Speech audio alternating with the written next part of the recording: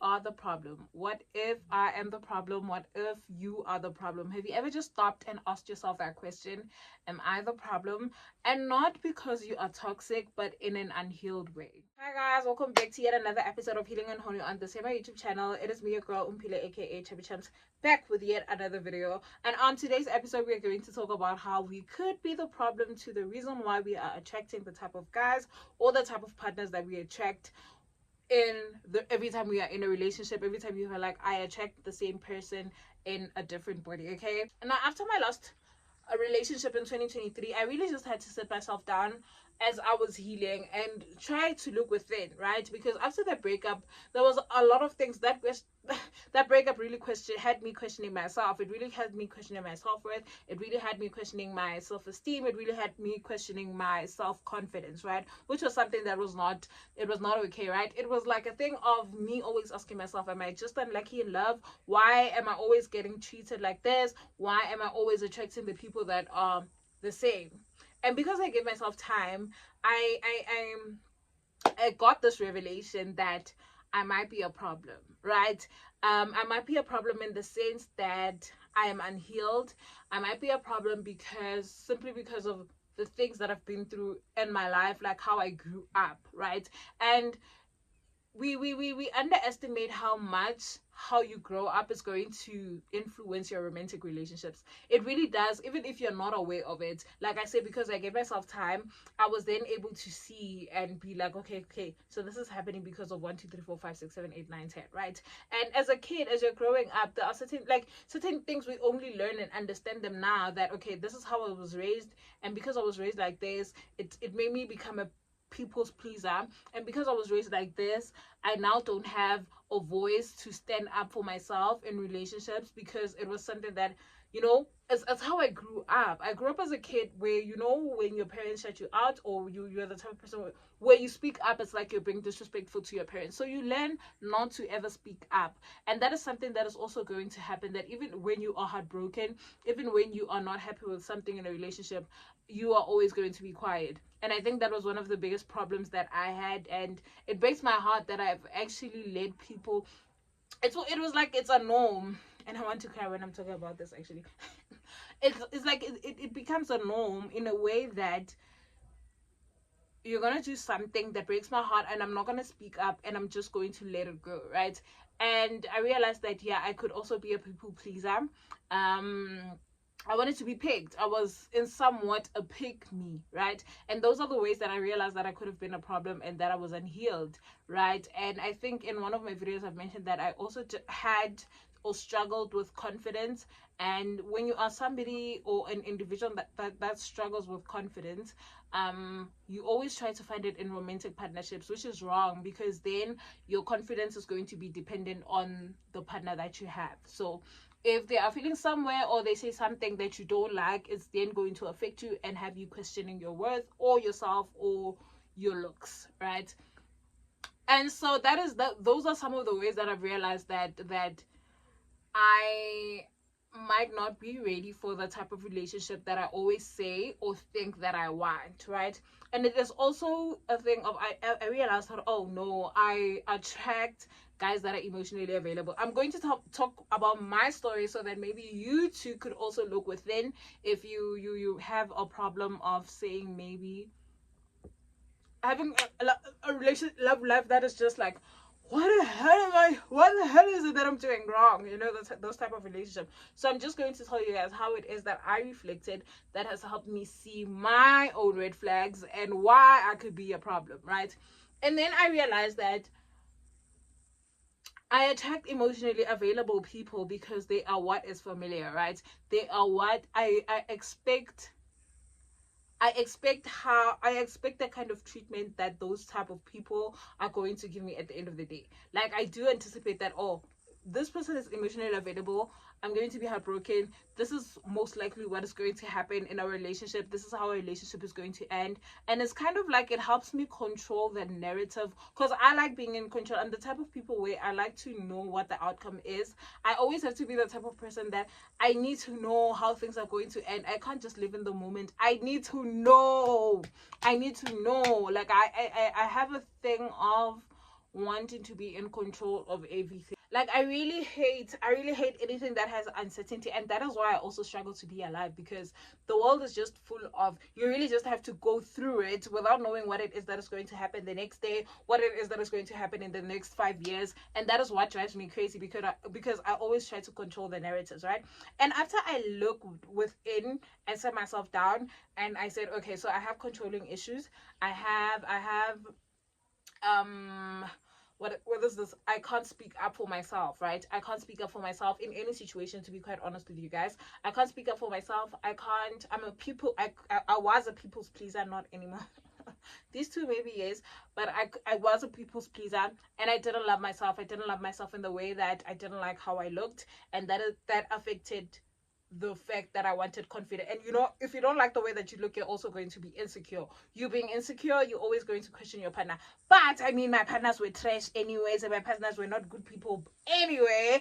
But like, you get what it is that I'm trying to say, right? And after I sat down and I looked at myself, and I was like, whoa, if I were to actually be in a relationship with somebody that is emotionally stable, I then would have ruined that person, because I would have been the one that was going to be toxic for that person.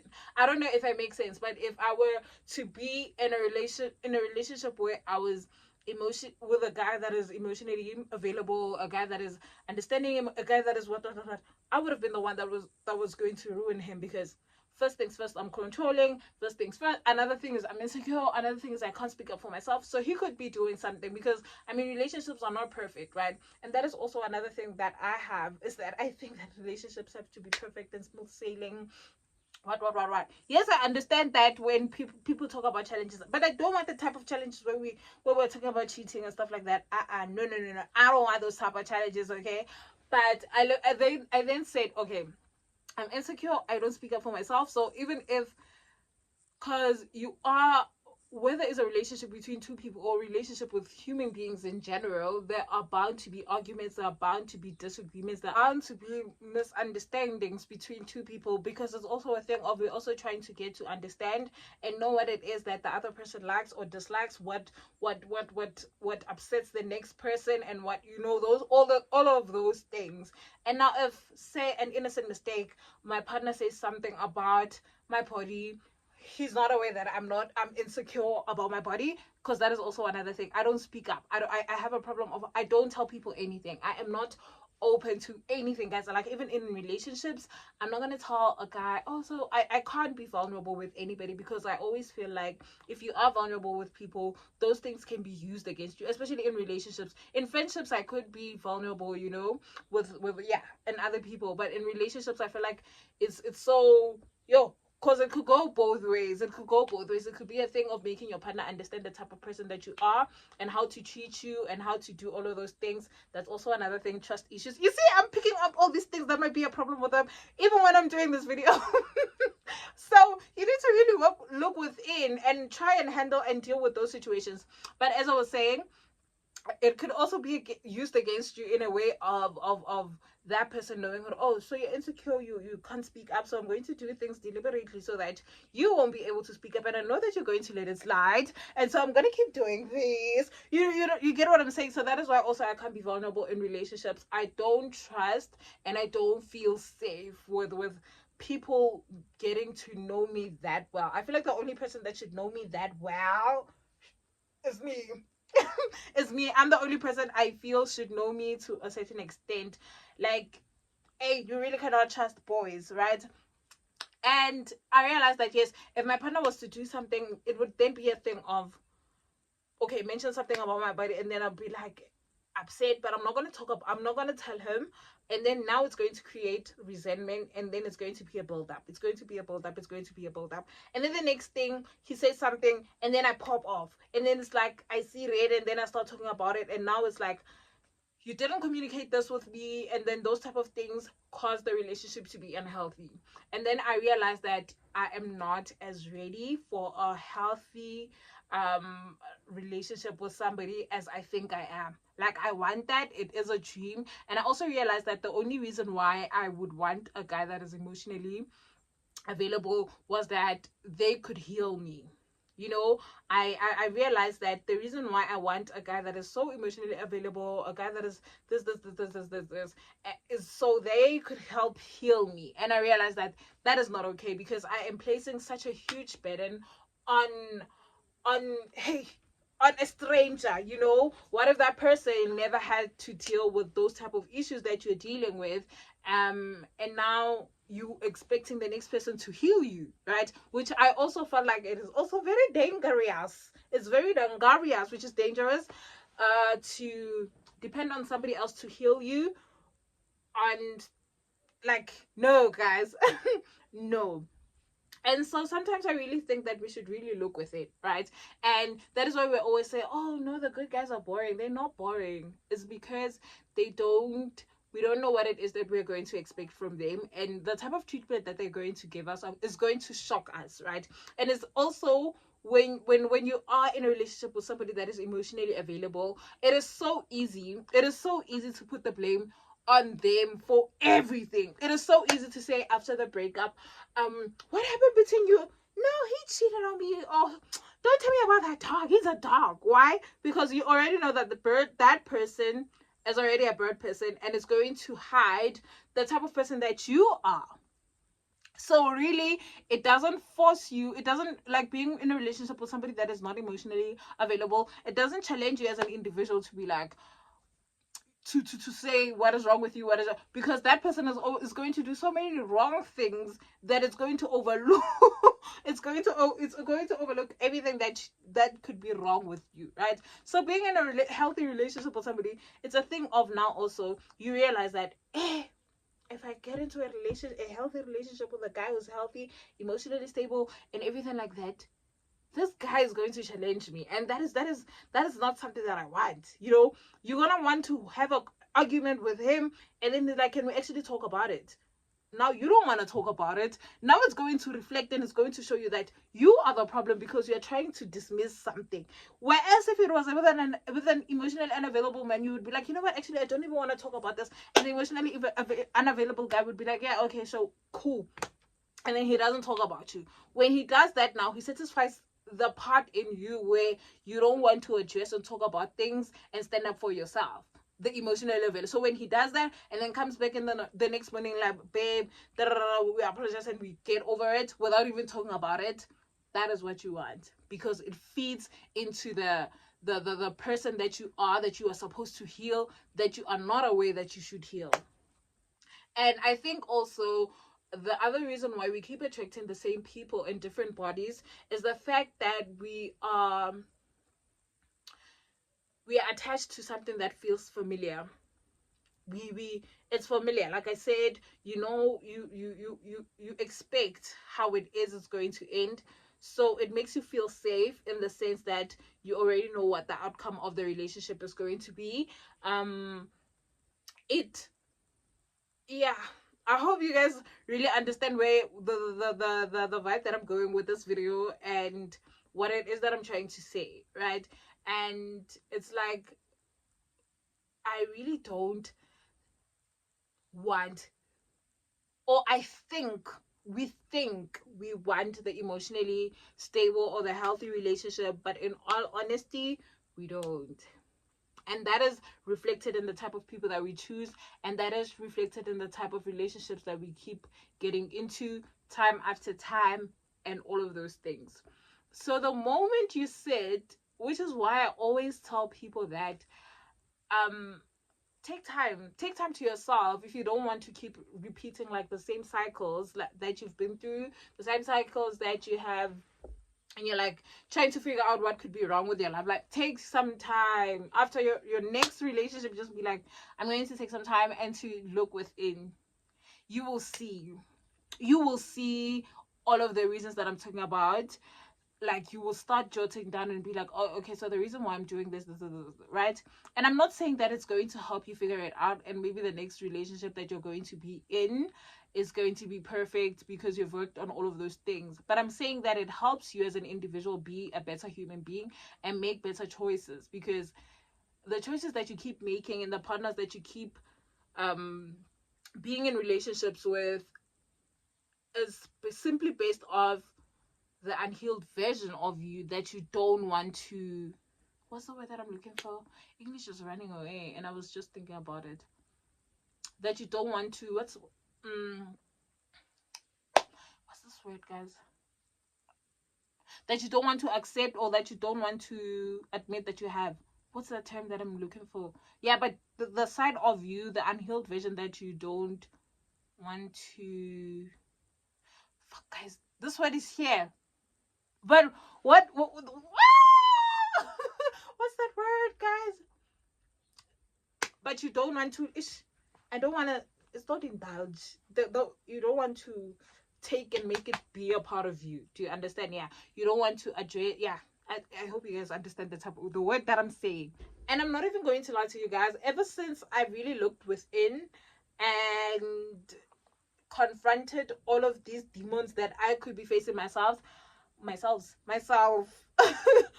yes, because it's my flesh and my spirit. Also, technically, I'm right.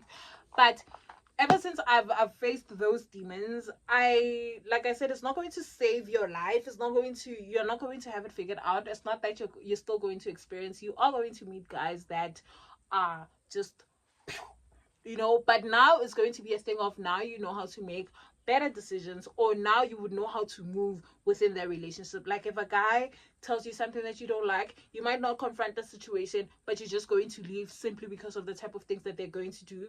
Or you could tell that you're emotionally available and you are going to hurt me and I don't like this, and you're going to dismiss it and leave. And that is something that I like, is that in a way I do know how to stand up for myself, and I know not to stay because at least I'm getting some attention. I know not to stay because,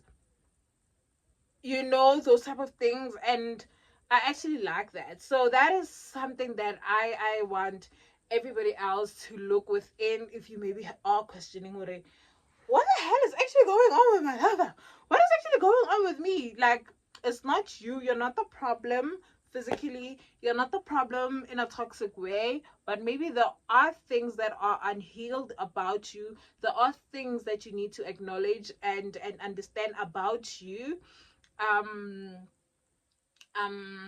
That could be the reason why you keep attracting the same people, right? That could be the reason why you keep making certain decisions that you make when you are dealing with boys, right?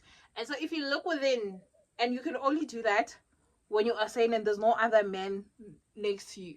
So after your relationship, or stay single and try to look within those things and see if maybe the choices that you're going to make are not going to be better. I'm not saying you might be getting better experiences, but all I'm saying is that it's worth it, and it's also going to help you see that this one is bullshitting me, okay? So in closing, all I'm really trying to say is sometimes we are the problem, and not because we are bad, no, not because we are unworthy, but because we are unhealed. And the only thing that is going to break all those cycles is healing. So I recommend that you guys try it out. It's difficult, it's not easy, because it's uncomfortable. Healing is uncomfortable, guys, because it's going to force you to recognize parts of yourself that you don't want to acknowledge. It's going to force you to deep, like, see that actually I'm not the babe I think I am. And that is why it's challenging, but it's also going to make you realize how you could be a better person yourself and make better decisions. And also, I have a question for you guys for this video. Do you guys also think you could be like me, where you might be emotionally unavailable and you don't realize it? And also, have you realized some of these patterns for yourself, or maybe did they look different than mine? Please kindly let me know your experiences and let me know what you guys think it is. If you've made it this far to this video, please do make sure that you like, share, subscribe, and do all of those things that other YouTubers say that you guys must do. If you're healing, honey, or both, you have really came to the right place, baby. I'll see you guys next week, same time, same place, on yet another episode of Healing and Honey. Bye.